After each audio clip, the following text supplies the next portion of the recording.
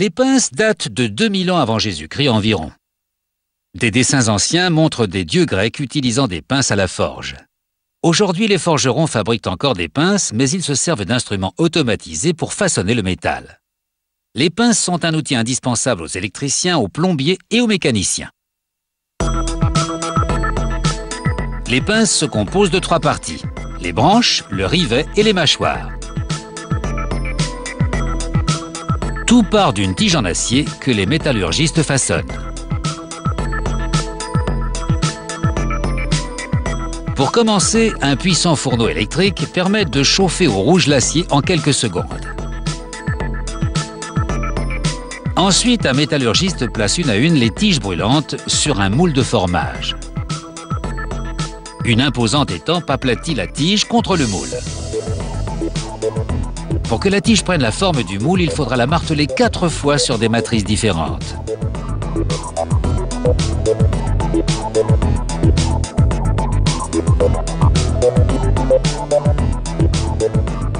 Puis la pièce forgée est placée sur une presse qui retire le surplus d'acier.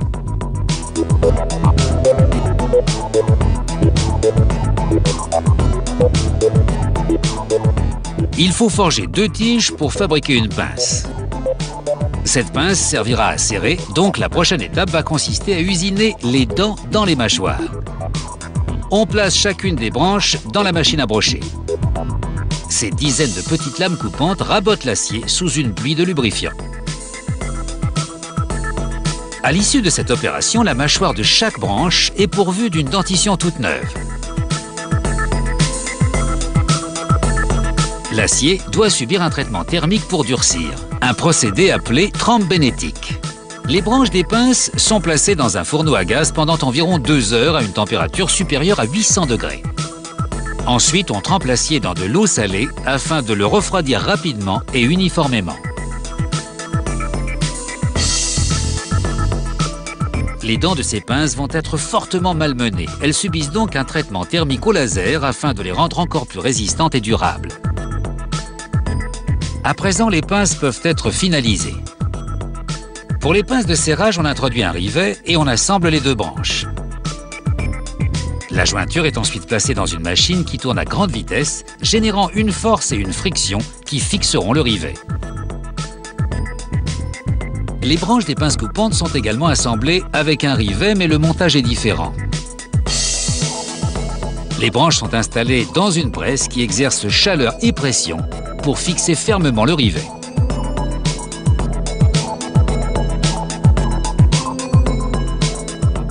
Ensuite, on place les pinces coupantes entre 2 meules de pierre. Là encore, du lubrifiant empêche l'acier de surchauffer pendant que les meules abrasent le rivet jusqu'à ce qu'il soit au même niveau que la surface des pinces. Après, les pinces coupantes sont placées dans un four à gaz pendant 2 heures. Elles subissent un traitement thermique appelé trempe martensitique. Lorsqu'elles ressortent, elles refroidissent dans une solution à base d'huile au lieu de la solution salée réservée aux pinces de serrage.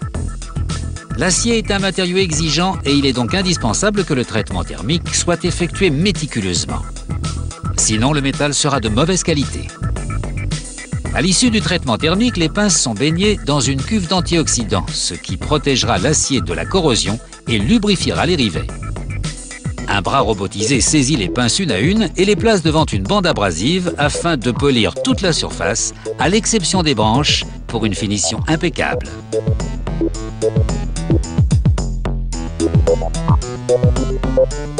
Ensuite, un laser grave le logo de l'entreprise et le numéro de série.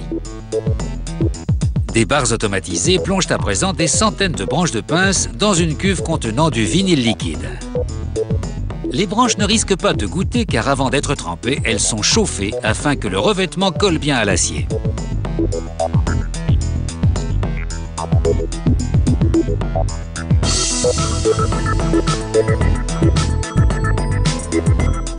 De là, les pinces vont directement dans un four. La chaleur durcit le revêtement de protection, ce qui rembourre les branches et les rend plus facilement maniables. Quelle que soit leur forme ou leur taille, les pinces sont un outil indispensable à quiconque en pince pour le bricolage.